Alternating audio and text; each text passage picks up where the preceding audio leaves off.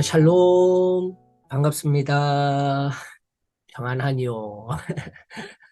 대전소망교회 청년부에서 이러한 뜻깊은 프로젝트가 이루어진 것에 관해 임시 담임 목사로서 또 한국 감독으로 우리 소망교회 청년들을 뿌듯하게 여깁니다. 하나님의 크신 복이 사랑하는 우리 소망교회 청년들에게 임하기를 주의 이름으로 축원드립니다. 먼저 우리 청년들이 예배에 관하여 질문하였는데요.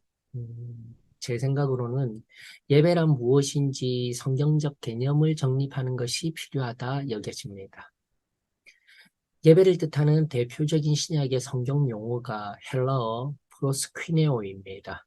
물론 이 외에 봉사하다라는 의미의 레이투르기아 그리고 이 용어의 확장형 파생 용어로 종으로 섬기다라는 의미의 라트레이아라는 용어도 있습니다.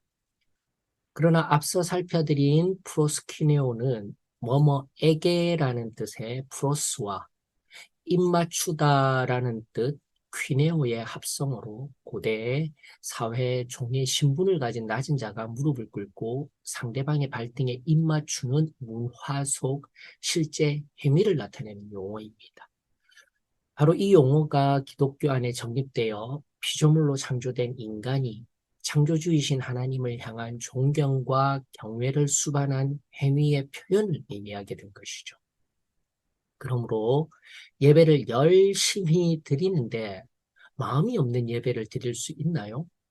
성경에 입각한 대답은 그럴 수 없습니다입니다. 일단은 제가 질문자의 명확한 의미를 직접 만나 나누질 못한 관계로 질문에 관한 의미 파악이 부족할 수도 있겠지만 질문 속 예배를 열심히 드린다라는 표현은 아마도 기존 공예배에 참여하는 실제적 모습을 나타내지 않을까 조심스럽게 추측해 봅니다. 만약 그러하다면 마음 없이 예배를 열심히 드린다는 표현은 단지 예배를 드리는 형식에 자기 만족을 둔 예배 율법주의라는 용어로서 저는 표현하고 싶어요. 나아가 예배를 드리는 행위에 단지 자기 의를 충족하는 수단으로 그런 예배이지 조금 강력한 표현으로는 자기 우상 숭배에 가까운 행위라 정의 내리고 싶습니다. 자, 그렇다면 목사님, 올바른 예배는 과연 어떻게 드리는 것입니까? 라는 질문으로 바꾸어 묻는다면 저는 다음과 같이 설명드리고 싶어요. 올바른 예배에 관해 우리는 요한복음 4장에서 예수님이 사마리아의 한 여인과 대화를 나누는 장면에서 예배의 저 유명한 성경적 정의를 발견할 수 있습니다. 요한복음 4장 23절에 의하면 아버지께서 참되게 예배하는 자들은 영과 진리로 예배할 때가 오나니 라는 말씀이 있습니다. 앞서 창조주이신 하나님, 나아가 우리 영혼의 구세주이신 예수님을 존경과 경외함으로 예배드리는 성경적 정의의 프로스퀴네오를 이해하였다면 그 존경과 경외함은 바로 영과 진리로 드려야 하는 성경적 의미로의 예배 드림임을 우리는 깨닫게 되는 것이죠.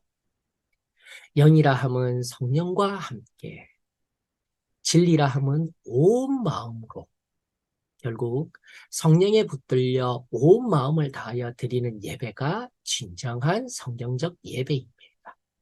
그러므로 성령에 내주하시는 은혜가 먼저 우리 가운데 임하여야 합니다. 내가 내 의지로 내 시간과 노력에 의해 드려진다라는 예배는 성경이 말하는 진정한 예배가 될 수 없습니다. 오직 영과 진리로 예배드릴 때에 하나님을 기쁘시게 하는 참된 예배가 올리워집니다. 결론적으로 마음이 드려지지 않으며 몸만 특정한 시간과 공간에 있는 예배는 아예 예배 자체가 될 순 없습니다.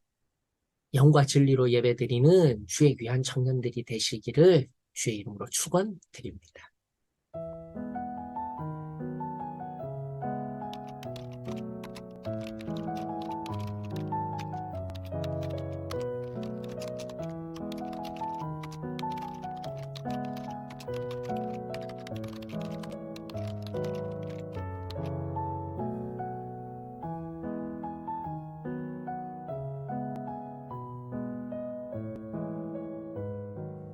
자, 우리 청년들이 두 번째 올린 질문은 직장 상사와의 갈등에 관한 내용입니다. 일단 이 주제와 관련하여 저는 여러분들에게 결론적인 말씀으로 이 주제를 논하고 싶습니다. 삶에는 언제나 대답보다 더 많은 질문이 남는다. 일단 크리스찬의 걸음은 자본주의의 만능 키와 같은 어떠한 인풋에 의한 뚜렷한 아웃풋이 결코 나오질 않습니다. 요즘 일- 교단적으로 매일 묵상하는 말씀이 성경 구약의 지혜서입니다. 지혜서 중에서도 고대 지혜 문학의 최고봉이라 여겨지는 전도서를 가지고 가만히 들여다보면 여러분들의 질문에 관한 답이 보이는 것 같아요. 지혜를 알고자 하며 세상에서 행해지는 일을 보았는데 점점점 아무리 애써 알아보려고 할지라도 능히 알지 못하나니. 제자의 한계가 명확한 하나님 말씀입니다. 자, 그럼에도 불구하고 성경적인 답을 한번 찾아볼까요? 일단 1차적으로 이 질문에 관한 성령님이 주시는 지혜의 방향은 질서의 하나님을 기억하라라고 권면드리고 싶어요. 여기서 일컫는 질서란 위계 조직에 따른 하향식 또는 군대식 명령 체계의 개념을 의미하는 것이 아닙니다. 하나님이 만드신 이 세계의 창조 질서를 의미하는 것이죠. 창조주 하나님이 모든 피조 세계를 창조하실 때의 창조 질서는 경계가 명확한 한계를 설정하셨습니다. 예를 들면 욥기 38장 4절로 시작되는 땅의 기초를 놓을 때에 내가 어디 있었느냐로 시작하여 10절과 11절 말씀의 한계를 정하여 문빗장을 지르고 이르기를 내가 여기까지 오고 더 넘어가지 못하리니 내 높은 파도가 여기서 그칠지니라 하였노라. 이렇듯 제일 처음 창조된 모든 피조 세계는 하나님이 보이지 아니한 명확한 손으로 한계를 그어 놓으셨다라는 것. 이것을 우리가 먼저 기억하여야 합니다. 오늘날 우리가 살아가는 세계도 마찬가지입니다. 인간이 쌓아 올린 문명과 문화 속에서도 하나님 말씀의 지혜는 우리들에게 나아갈 길을 순간순간 제시한답니다. 세상 속 위계 질서에 따른 삶의 현장에서 상사의 부당한 요구와 맞닥뜨리는 그 어려운 순간에 우리 크리스찬 청년들은 하나님의 창조 질서를 기억하십시오. 그리고 상사와 학업자로의 명확한 한계를 지혜롭게 설정하십시오. 더 나아가 예수님의 말씀처럼 예는 예, 아니오는 아니오라는 명확한 기준의 사람이 되는 것이 현명합니다. 즉, 실제적인 예로 상사의 부당한 요구에 학업자로 우리의 처음 반응은 아닙니다 할 수 있는 하나님 의에 따른 대답을 가져야만 합니다.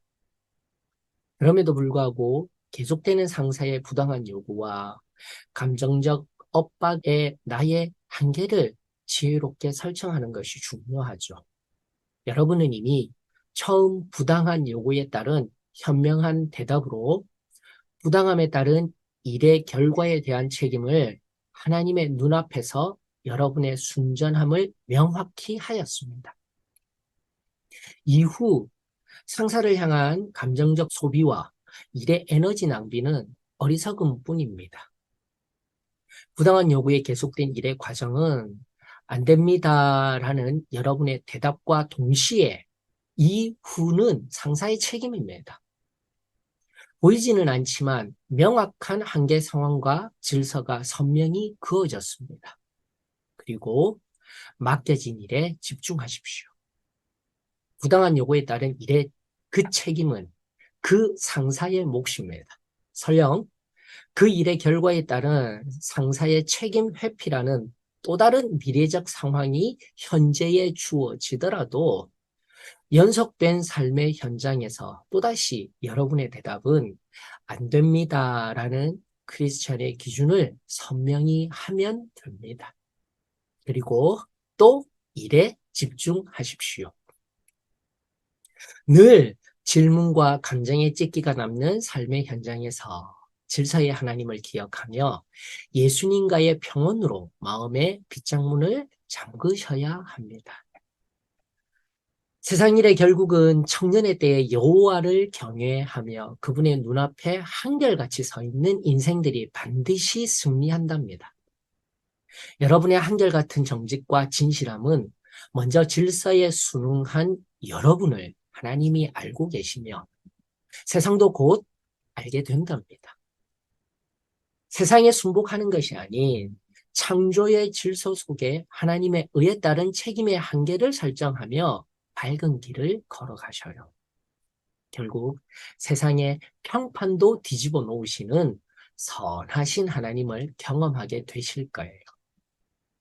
그분을 의지하며 지금 여기에 걸음에 최선을 다하는 삶이 성경이 말하는 세상 속 창조 질서에 합당한 지혜로운 삶이랍니다.